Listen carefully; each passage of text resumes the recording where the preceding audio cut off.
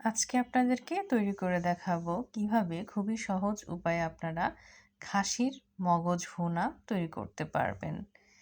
আমি এখানে গোটা গরম মশলা দিয়ে দিয়েছি। গরম মশলাগুলোকে হালকা ভাজা হয়ে গেলে আমি দিয়ে দিচ্ছি পেঁয়াজ কুচি।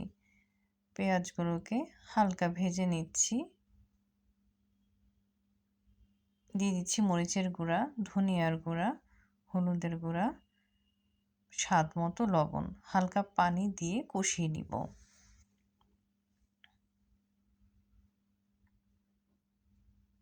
দিয়ে দিচ্ছি আদা বাটা, রসুন বাটা, জিরার বাটা। আমি খুবই আস্তে জাল করে সব কিছু ভালো মতো কষিয়ে নিব। যত ভালো মতো কষাবেন খেতে তত বেশি ভালো লাগবে। এইভাবে রান্না করলে কিন্তু খাসির মগজ ভুনাটা অনেক বেশি টেস্টি হয়।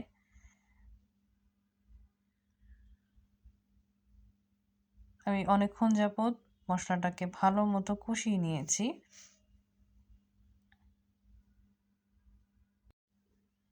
এবার আমি খাসির মগজগুলো দিয়ে দিচ্ছি। আমি খুব ভালো মতো লবণ দিয়ে পানি দিয়ে পরিষ্কার করে নিয়েছিলাম। এবার আমি আস্তে আস্তে করে একটু ভেঙে দিচ্ছি। খুব ভালো মতো মিশিয়ে নিব।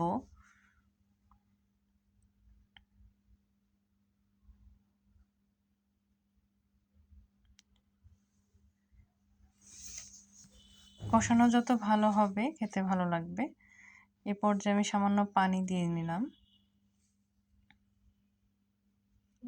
ভালো মতো জাল করে নিচ্ছি যেন মগজগুলো খুব ভালো মতো সেদ্ধ হয়। মাঝে মধ্যেই নেড়েচেড়ে দিয়েছি।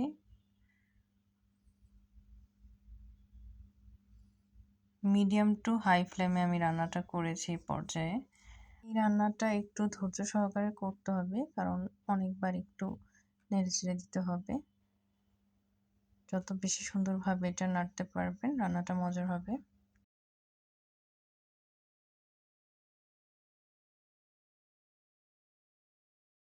এভাবে অল্প অল্প পানি দিয়ে কিন্তু আমি জালটা করে নিয়েছি। এটা রান্না করতে আমার 25 মিনিটের মতো সময় লেগেছে।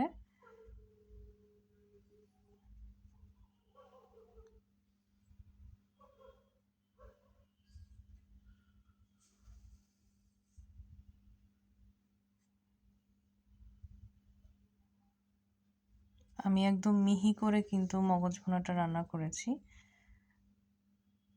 সবশেষে আমি দিয়ে দিচ্ছি গরম মশলার গুঁড়া।